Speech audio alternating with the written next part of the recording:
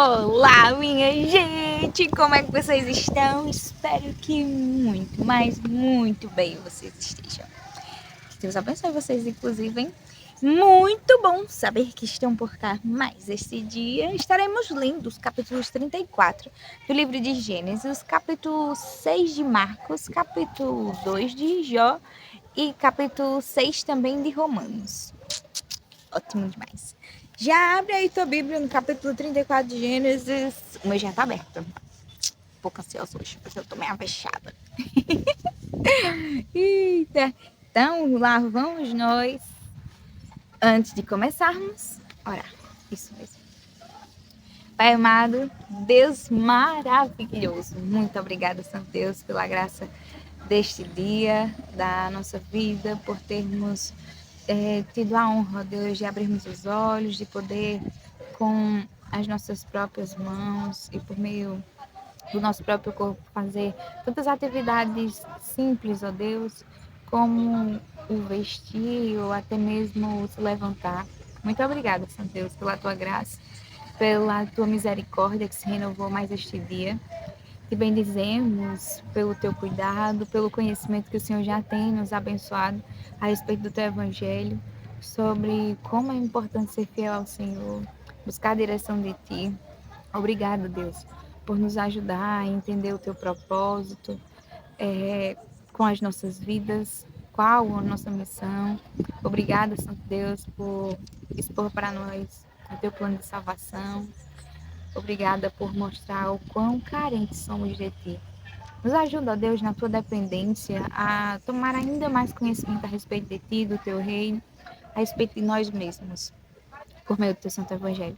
É assim que nós te oramos e te agradecemos. Em nome de Jesus. Amém. Vamos lá? Capítulo 34, que diz o seguinte: Ora, Diná, a filha que Lia teve com Jacó, saiu para ver as filhas da terra. Quem a viu foi Siquém, filho de Eveu, Ramor, que era príncipe naquela terra. Tomando-a, teve relações com ela e assim a humilhou. Siquém se apegou a Diná, filha de Jacó. Amou a jovem e lhe falou ao coração. Então Siquém disse a seu pai Ramor: Consiga-me esta jovem para que seja a minha esposa. Quando Jacó ficou sabendo que Diná, sua filha, havia sido desonrada por Siquém, os seus filhos estavam no campo com o gado. Por isso, calou-se e esperou até que eles voltassem. Então Ramor, o pai de Siquém, saiu para falar com Jacó. Quando os filhos de Jacó vieram do campo e ouviram o que havia acontecido, indignaram-se e ficaram muito irados, pois Siquém havia praticado uma afronta em Israel, violentando a filha de Jacó, que era algo que não se devia fazer. Mas Ramor falou com eles, dizendo: Meu filho Siquém está profundamente apaixonado pela filha de vocês. Peço que ela lhe seja dada por esposa. Tornem-se nossos parentes, deem as filhas de vocês para nós, e vocês tomem as nossas filhas. Vocês habitarão em nosso meio, a terra estará ao seu dispor. Morem nela, negociem, adquiram propriedades. E o proprietário Siquém disse ao pai e aos irmãos de Diná: Que eu obtenha esse favor diante de vocês e lhe darei o que me pedirem. Aumentem muito o dote de casamento e as dádivas, e darei o que me pedirem. Dei-me, porém, a moça por esposa. Então os filhos de Jacó, por haver Siquém desonrado Diná, a irmã deles, responderam com astúcia a Siquém e a seu pai Ramor e lhes disseram: Não podemos fazer isso. Dá a nossa irmã a um homem que ainda não foi circuncidado, porque isso seria uma vergonha para nós. Sob uma única condição permitiremos que vocês se tornem como nós, circuncidados. Sob uma única condição permitiremos que vocês se tornem como nós, circuncidados, todos os do sexo masculino. Então lhes daremos as nossas filhas, tomaremos para nós as filhas de vocês, habitaremos no meio de vocês e seremos um só povo. Se, porém, não ouvirem e não quiserem ser circuncidados, tomaremos a nossa filha e iremos embora. Tais palavras agradaram Ramor e Siquém, seu filho. O jovem não tardou em fazer o que foi solicitado, porque amava a filha de Jacó e era o mais honrado de toda a casa de seu pai. Assim, Ramó e Siquém, seu filho, vieram ao portão da cidade e falaram aos homens da cidade: Estes homens são pacíficos em relação a nós, portanto, deixem que morem na terra e negociem nela. A terra é bastante espaçosa para contê-los. Vamos tomar as filhas deles por esposas e dar também as nossas filhas a eles.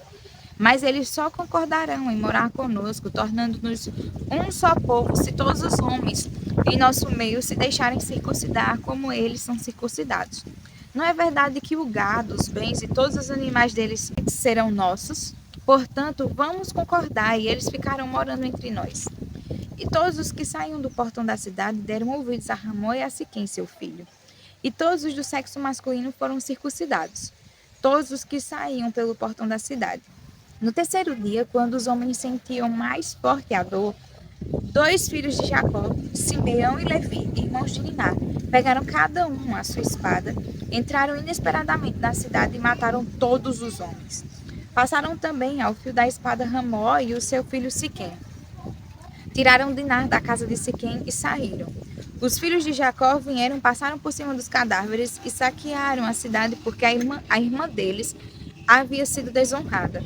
Levaram deles os rebanhos, os bois, os jumentos e os que haviam na cidade e no campo. Pegaram todos os bens, levaram cativas as mulheres e todas as crianças, saquearam tudo o que havia nas casas.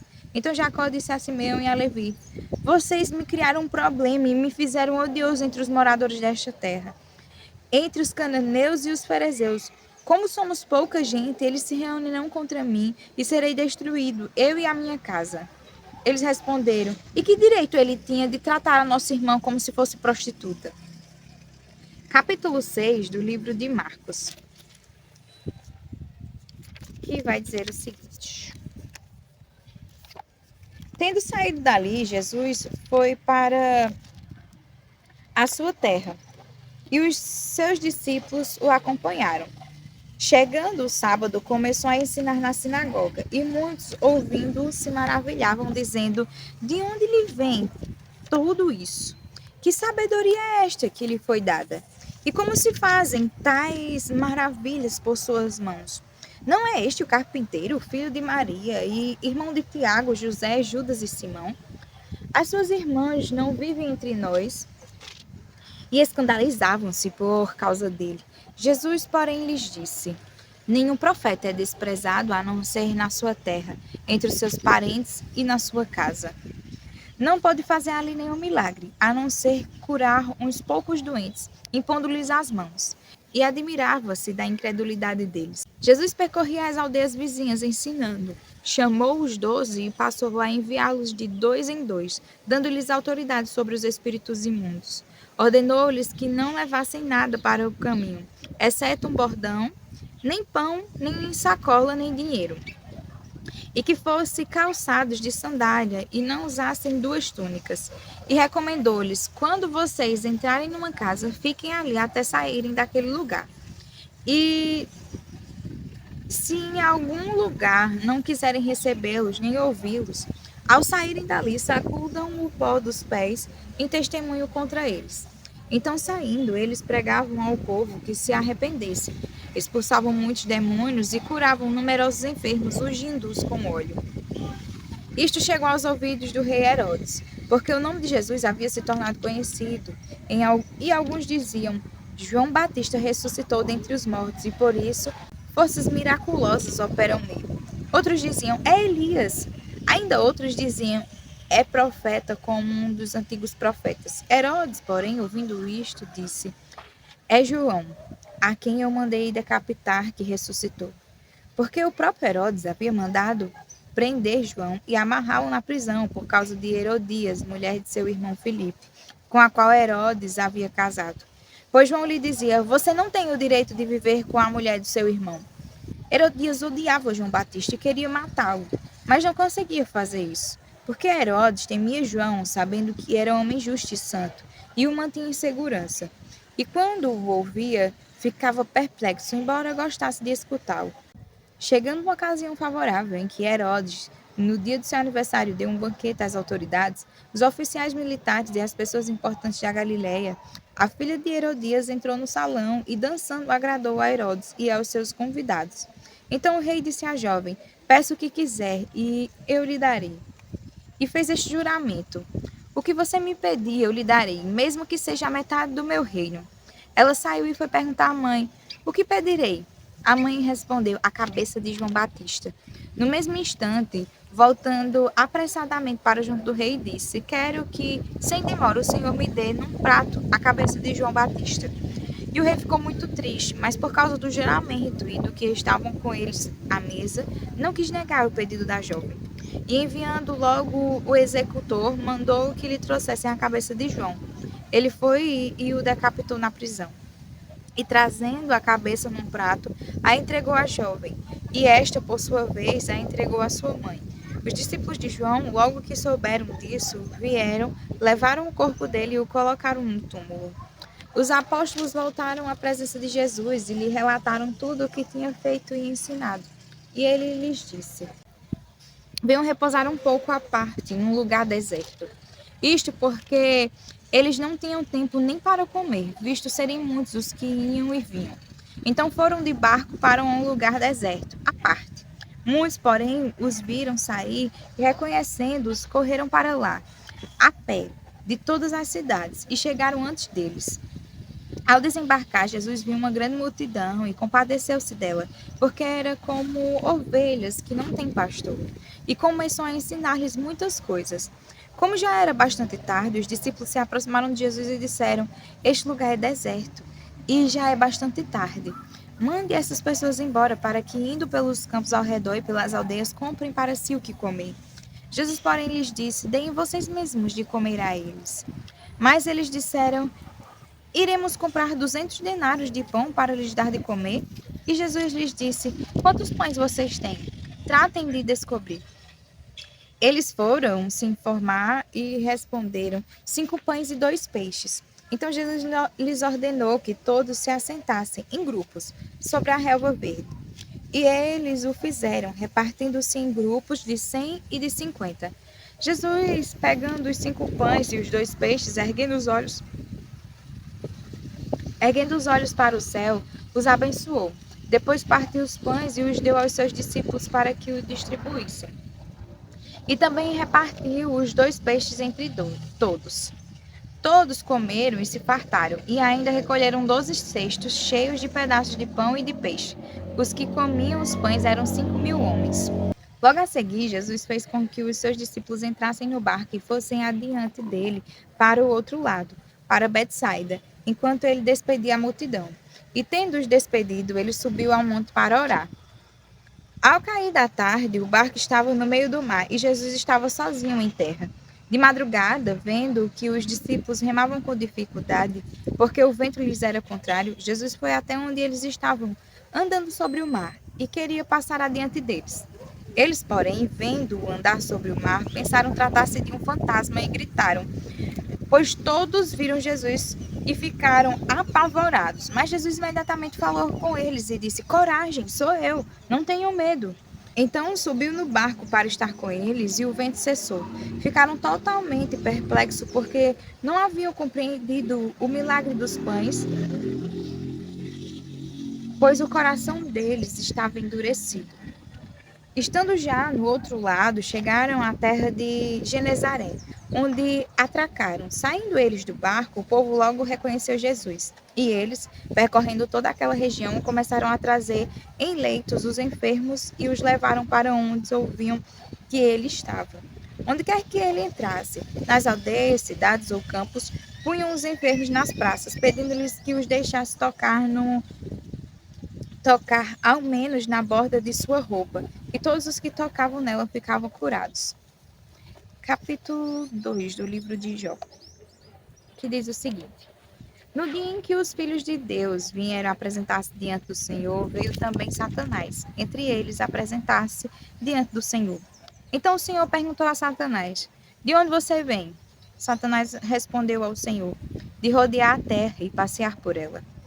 E o Senhor disse a Satanás: Você reparou no meu servo Jó? Não há ninguém como ele na terra. Ele é um homem íntegro e reto, que teme a Deus e se desvia do mal.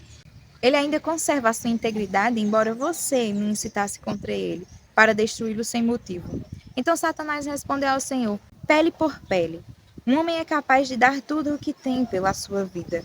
Mas estende a tua mão e toca nos ossos e na carne dele para ver se ele não blasfema contra ti na tua face. Então o Senhor disse a Satanás: você pode fazer com ele o que quiser, mas poupe-lhe a vida. Então Satanás saiu da presença do Senhor e feriu Jó com tumores malignos desde a planta do pé até o alto da cabeça.